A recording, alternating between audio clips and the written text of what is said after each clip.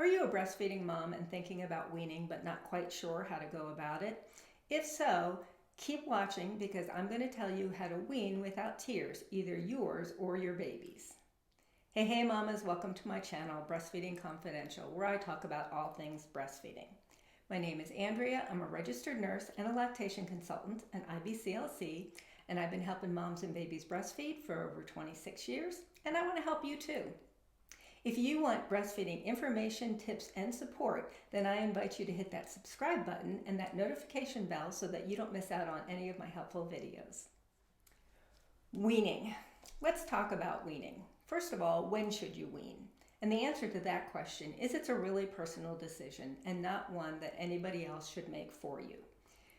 People breastfeed for varying amounts of time, anywhere from just doing it once to several years.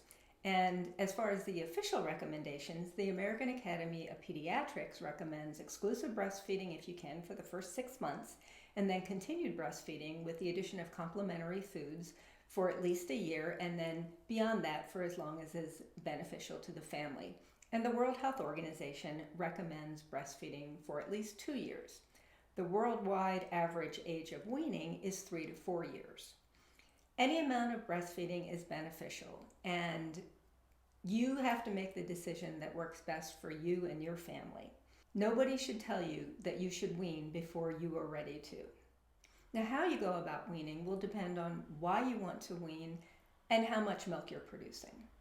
Now, there are basically 3 ways to wean. There's cold turkey weaning, there's gradual weaning, and there's natural weaning. Now, cold turkey weaning can happen for a variety of reasons, but that's when you basically just stop breastfeeding suddenly. And usually this is going to involve anywhere from a couple of days to several days of feeling full, probably engorged, and fairly uncomfortable. If you're weaning cold turkey, things like ice packs or cabbage leaves, drinking peppermint tea or eating peppermint candy or taking sage capsules or drinking sage tea are all things that can help decrease your milk production rapidly. I'm not going to tell you not to pump. Now, some people say, no, you don't want to pump because then you'll just keep making milk. But it can get very uncomfortable. So if you feel like you need to relieve some of that pressure, you want to pump just a little bit, just enough to relieve the pressure, but not enough to tell your body to keep making milk.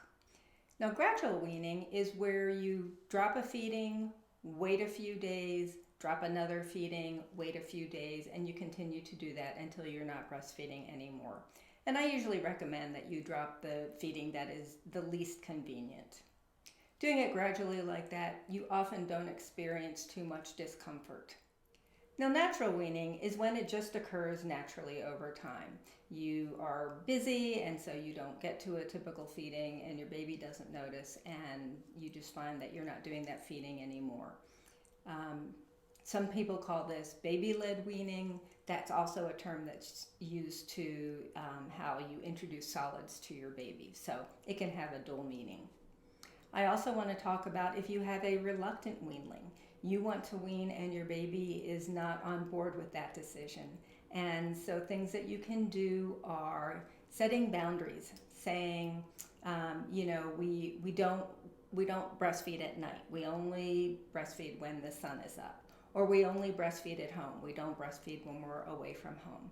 So setting boundaries like that can, you're not saying you can't breastfeed at all, but this is when and where it happens.